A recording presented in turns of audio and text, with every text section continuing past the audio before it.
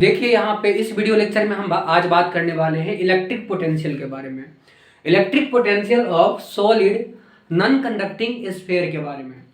यदि non conducting sphere हमारे पास है और सपोज वो चार्ज हैं, वो यदि क्यू चार्ज हैं, तो चार्ज है तो उनके कारण आउटसाइड में कुछ पोटेंशियल होता है, उसके सरफेस पे भी पोटेंशियल होता है, इनसाइड भी पोटेंशियल होता है, उसके सेंटर पे भी पोटेंशियल होता है। सेंटर पे पोटेंशियल जीरो नहीं होता है, इलेक्ट्रिक फील्ड जीरो होता है बट पोटेंशियल जीरो सेंटर पे नहीं होता है। हम आज बात करने वाले हैं इनसाइड कहीं पे भी, इनसाइड कहीं पे भी इलेक्ट्रिक पोटेंशियल क्या होगा। ये क्या है, सॉलिड स्फीयर है। तो हम बनाते हैं एक सॉलिड स्फीयर। ये हमने एक सॉलिड स्फीयर हमने ड्रॉ किया। अब इस पे यदि हमने क्यू चार्ज दिया है तो क्या होगा, यहाँ पे पोटेंशियल होगा, बाहर में सरफेस पे पोटेंशियल होगा और इनसाइड भी पोटेंशियल होगा। हमने सरफेस पे और बाहर में, इनके आउटसाइड में हमने कैलकुलेट कर लिया है। आज हम बात करने वाले हैं इनसाइड में। तो इनसाइड में पोटेंशियल क्या होता है। अब इनसाइड में पोटेंशियल हम सेंटर से कुछ डिस्टेंस पे बात करने वाले हैं। सेंटर से हम मान लीजिए कि स्मॉल आर डिस्टेंस पे हम यहाँ बात कर रहे हैं।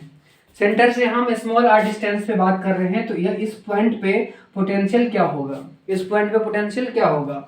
यह पूरा क्या है, इसका पूरा इसका रेडियस है, यहाँ से यहाँ तक इसका क्या है, रेडियस आर है। हम बात करने वाले हैं इस पॉइंट पे, इस पॉइंट पे पोटेंशियल क्या होगा।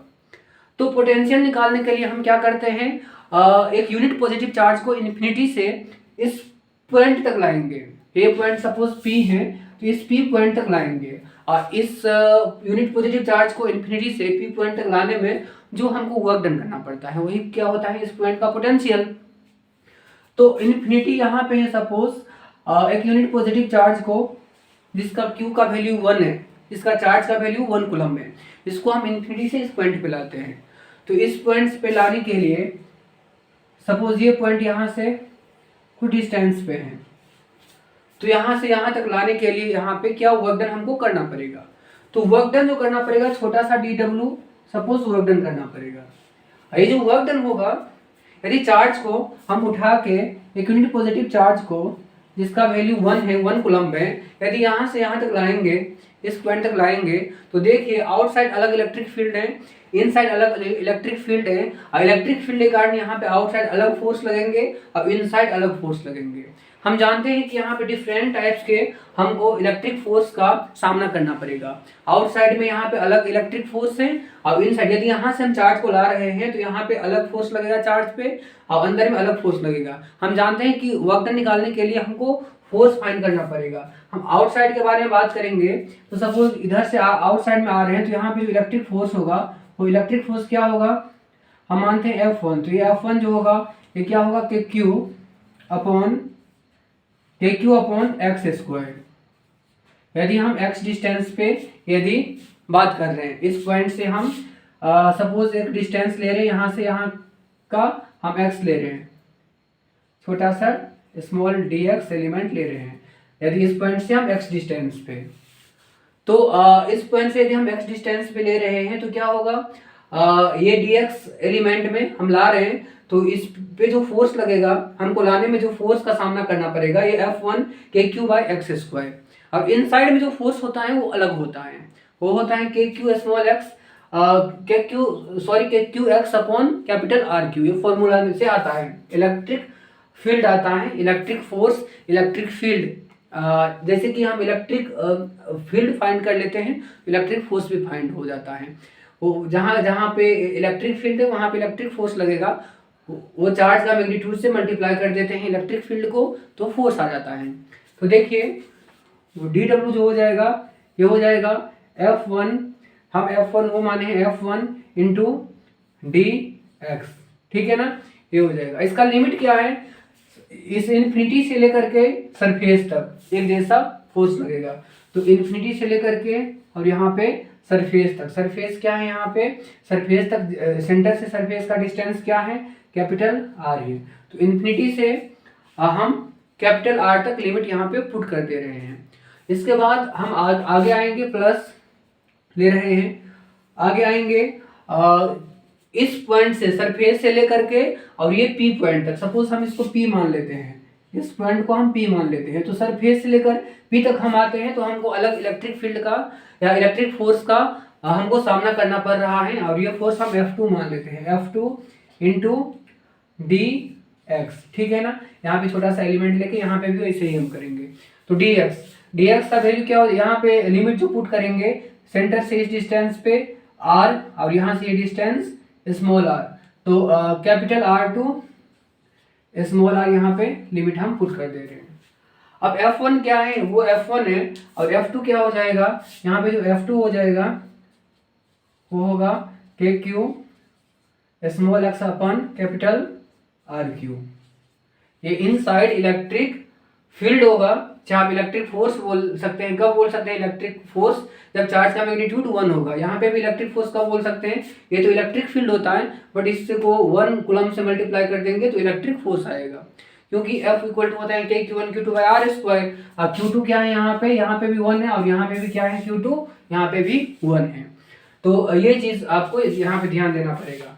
तो dW का जो लिमिट है 0 टू W है, और ये क्या हो जाएगा, ये हो जाएगा F1 का वैल्यू आप पुट करेंगे तो KQ अपॉन x², F1 का वैल्यू, और यहाँ पे dx हो जाएगा, ठीक है ना, यहाँ पे dx हो जाएगा। लिमिट आप वही रखेंगे इन्फिनिटी से, और आप लिमिट रख देंगे, ठीक है ना। और dx यहाँ पे आप ले रहे हैं प्लस, यहाँ पे देखिए F2 क्या हो जाएगा, KQ F2 इन साइड के बारे में बात कर रहे हैं, KQ small x upon capital RQ, KQ small x upon capital RQ। तो ये भी dx आप यहाँ पे ले लेंगे। अब देखिए हम आपको बताए थे कि फोर्स और डिस्प्लेसमेंट के बीच में यहाँ पे 180 डिग्री का एंगल इसमें भी बन रहा है, इसमें भी बन रहा है, इसलिए आगे में माइनस इसमें भी आएंगे, माइनस इसमें भी आएंगे। तो आप लिख सकते हैं dW का इंटीग्रेशन हम W मानते हैं यहाँ पे, तो यहाँ पे minus KQ upon x², KQ upon, देखिए यहाँ पे माइनस KQ अपॉन होगा क्या, KQ कांस्टेंट है, 1/x² का जो इंटीग्रेशन होता है वो होता है -1/x, तो वो इंटीग्रेशन क्या होता है -1/x, तो ये क्या हो जाएगा -KQ, ये हम लिख रहे हैं इक्वल टू -KQ, ठीक है। और यहाँ पे इंटीग्रेशन इसका क्या होगा -1/x, तो इंटीग्रेशन -1/x। देखिए यहाँ पे x² का इंटीग्रेशन ये कांस्टेंट है, 1/x² का इंटीग्रेशन -1/x हो जाएगा, ठीक है ना। इसका जो लिमिट है वो लिमिट आप पुट कर देंगे इन्फिनिटी टू r, तो लिमिट आप पुट कर दिए इन्फिनिटी टू कैपिटल R, ये हो गया। अब यहाँ पे आते हैं प्लस, इसके बाद क्या करेंगे हम, यहाँ पे देख रहे हैं लिमिट क्या था यहाँ पे capital R to small r। अब KQ अपॉन RQ, यहाँ पे KQ कांस्टेंट है, कैपिटल R कांस्टेंट है, और यहाँ पे आपको क्या करना पड़ेगा, x का इंटीग्रेशन करना पड़ेगा, तो x का इंटीग्रेशन x²/2 हो जाएगा। तो लिमिट और यहाँ पे भी माइनस हो जाएगा, क्योंकि ये फोर्स और डिस्प्लेसमेंट के बीच में 180 डिग्री का एंगल बनता है, तो माइनस यहाँ पे आप लगा दीजिए, प्लस माइनस माइनस हो जाएगा आगे आकर के। और यहाँ पे बात करेंगे तो KQ अपॉन RQ हो जाएगा, और x का इंटीग्रेशन क्या होता है x²/2, इसका लिमिट क्या लगा देंगे, लिमिट इसका लगाएंगे आप capital R to small r, ये हो गया। आगे हम क्या करने वाले हैं, वर्क डन इक्वल टू ये 1/-r माइनस माइनस प्लस 1/∞ 0 हो जाएंगे, और ये माइनस माइनस प्लस हो जाएंगे, तो आप इसको लिख सकते हैं KQ अपॉन R, इसको आप लिख सकते हैं KQ/R। आगे देखिए माइनस लेंगे, और यहाँ पे क्या हो जाएगा 1/x²/2 के बदले में आप पुट करेंगे तो R² small r²/2 minus capital R²/2, तो माइनस है, और माइनस में क्या लिखेंगे आप, ये देखिए KQ/RQ पहले से है यहाँ पे, और ये लिमिट पुट करेंगे तो ये क्या हो जाएगा R²/2 माइनस कैपिटल R²/2, ये आया यहाँ से।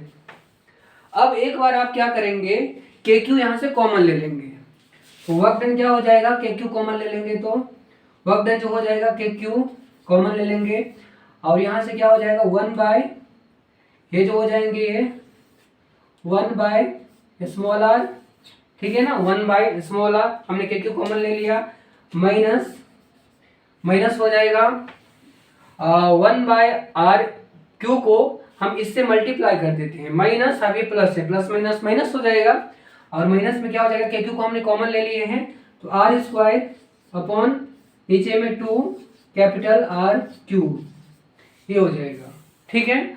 और आगे माइनस माइनस प्लस हो जाएगा और के क्यू को हमने कॉमन में ले लिया है तो और आर स्क्वायर से आर क्यू एक आर नीचे में बच जाएगा तो ये हो जाएगा माइनस माइनस प्लस हो जाएंगे। ये 2 ऑलरेडी है यहाँ पे तो 2 से मल्टीप्लाई हो जाएगा, एक 2r से एक r यहाँ पे कैंसिल हो जाएगा, 2r से 2r एक r यहाँ पे बच जाएगा तो 1 बाय 2r तो ये बच गया हमारे पास। तो के क्यू कॉमन हमने लिया 1 बाय कैपिटल आर माइनस के क्यू हमने कॉमन ले लिया, इसको 1 बाय आर क्यू को इससे मल्टीप्लाई कर दिया तो R square by 2 R Q हो गया, यहाँ पे माइनस है माइनस माइनस प्लस हो गया, के क्यू हमने कॉमन ले लिया है तो इसको हमने इससे मल्टीप्लाई कर दिया तो प्लस हो गया और 2r से एक आर 2r कैंसिल हो गया, एक आर बच गया तो वहाँ यहाँ से हो गया 1 बाय 2r। अब आगे हम क्या करेंगे, इसको वर्क डन निकालने के लिए यहाँ पे हम इसको एलसीएम ले लेंगे तो के क्यू और ब्रैकेट में क्या हो जाएगा, ब्रैकेट में देखिए 2r³ एलसीएम हो जाएगा तो यहाँ पे 2r³ हम एलसीएम ले लेते हैं, 2r³ हो गया तो यहाँ से एक आर कैंसिल हो गया, क्या बच गया 2r स्क्वायर ये बच गया, एक आर से एक आर कैंसिल हो गया और क्या बच गया 2r स्क्वायर। इसके बाद देखिए ये कैंसिल हो गया, माइनस है तो माइनस आर स्क्वायर तो माइनस आर स्क्वायर एलसीएम लेके और फिर आगे क्या करेंगे 2r से 2r कैंसिल होके आर स्क्वायर बच गया तो प्लस में है तो प्लस आर स्क्वायर ब्रैकेट बंद। अब क्या करेंगे 2r square plus are square कितना हो जाएगा 3 कैपिटल आर स्क्वायर तो वर्क डन जो हो जाएगा K Q into 3 capital R square minus small R square upon 2 capital R cube, यही फॉर्मूला होता है work done inside of solid non conducting sphere.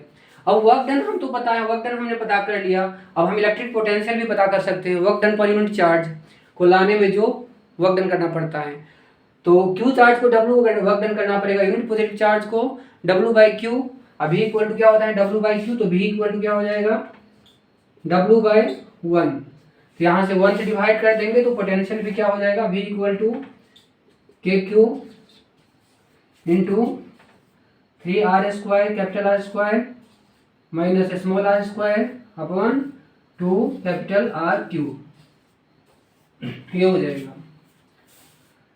तो ये फॉर्मूला होता है पोटेंशियल का, इनसाइड कहीं पे भी आप अप्लाई ये फॉर्मूला कर सकते हैं, कहीं पे भी ये फॉर्मूला आप अप्लाई कर सकते हैं।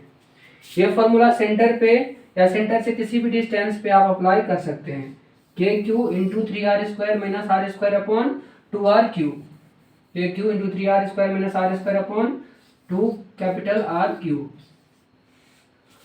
अब देखिए सेंटर के बारे में बात करेंगे, यदि सेंटर पे क्या होगा तो सेंटर पे स्मॉल आर क्या हो जाएगा 0 हो जाएगा, सेंटर में स्मॉल आर 0 हो जाएगा तो यही फॉर्मूला क्या बन जाएगा, ये जो आप कैलकुलेट करेंगे तो भी जो हो जाएगा ये 0 हो जाएगा 3/2 के क्यू बाय आर स्क्वायर हो जाएगा। यहाँ पे देखिए ये सेंटर पे ये 0 हो जाएगा ना तो पोटेंशियल क्या होगा के क्यू और यहाँ पे 3/2 इंटू 3/2 और नीचे में r, सेंटर पे यदि स्मॉल r 0 हो जाएगा तो के क्यू इंटू 3/2 r डी, यही फॉर्मूला हो जाएगा। के क्यू बाई आर क्या होता है, के क्यू बाई आर होता है सरफेस पे, तो सेंटर पे जो आ रहा है वो सरफेस का 3/2 टाइम होता है, तो सेंटर पे जो पोटेंशियल हम निकाल रहे हैं अभी सेंटर ये क्या हुआ 3/2 टाइम्स के क्यू बाई आर कहाँ पे होता है, सरफेस पे होता है, तो 3/2 टाइम भी सरफेस। तो ये इस तरह से होता है। सेंटर पे जो पोटेंशियल होता है सॉलिड स्फीयर का 3/2 टाइम्स जो सरफेस पे होता है। अब इसका जो पोटेंशियल होता है वो सेंटर पे बात करेंगे तो 3/2 टाइम्स होता है, बट यदि आगे जाएंगे तो यहाँ पे कांस्टेंट होता है, एक सरफेस पे ये कांस्टेंट हो जाता है, ठीक है ना। आर डिस्टेंस पे इनसाइड ये हो जाता है और बाहर में के क्यू बाय स्मॉल आर हो जाता है। तो हमने ये देखा कि एक सॉलिड स्फीयर के आर डिस्टेंस पे इनसाइड क्या पोटेंशियल होता है, आउटसाइड के बारे में हमने ऑलरेडी डिस्कस कर लिया है। Okay, thank you.